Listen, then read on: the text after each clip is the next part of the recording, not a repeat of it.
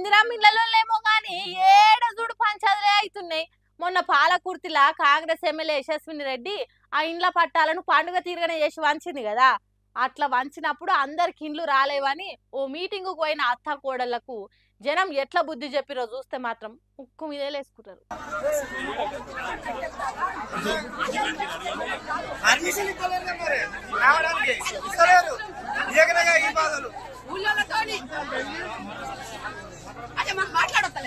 అబ్బబ్బా ఏం లొల్లి ఏం లొల్లి.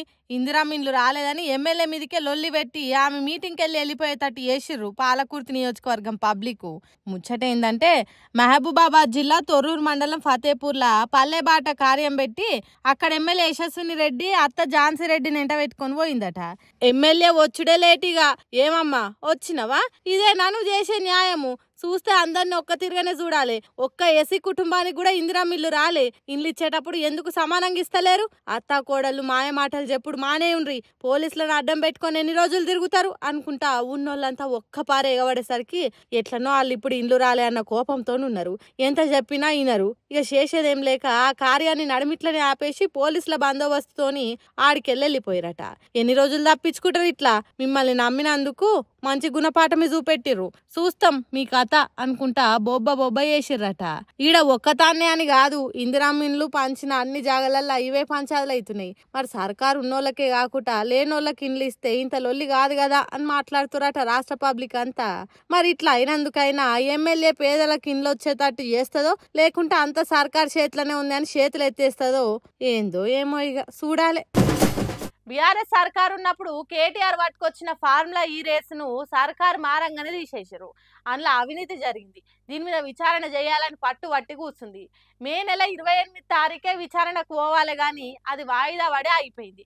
ఇప్పుడు మళ్ళా పిలిచిరట కేటీఆర్ ను విచారణకు. మరి గా సంగతి ఏందో లుక్కేసి వద్దాం పాండ్రి. బీఆర్ఎస్ వర్కింగ్ ప్రెసిడెంట్ మాజీ మంత్రి కేటీఆర్ కు నోటీసులు అందినాయి. బీఆర్ఎస్ హయాంలో పెట్టిన ఫార్ములా ఈ రేస్ల అవినీతి జరిగింది. అందులో దగ్గర 55 కోట్లు జోబులల్లకు పోయినాయని సర్కారు చెప్పేసరికి ఏసీబీ కేసు నమోదు చేసి దర్యాప్తు మొదలు పెట్టింది.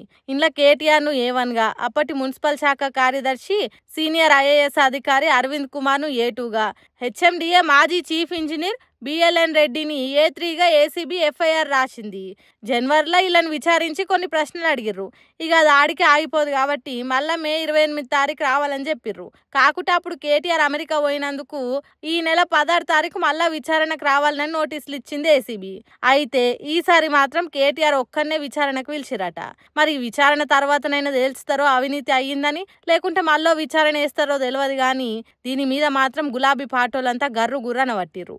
కాంగ్రెస్ సర్కార్ కావాలని ఇట్లా చేస్తుంది, ఉన్నది లేనట్టు చెప్పి కేటీఆర్ పతారం తీసేద్దామని ఈ కుట్ర చేస్తురు అనుకుంటా అగ్గి మీద గుగ్గిలం అవుతుర్రు. మరి ఈ విచారణ తర్వాతనైనా ఫార్ములా ఈ రేస్ గురించి ఎసొంటి నిజాలు బయట పెడతారు, ఏం తెలుస్తారు అనేది 16 తారీఖు తర్వాతనే తెలుస్తుంది. ఇక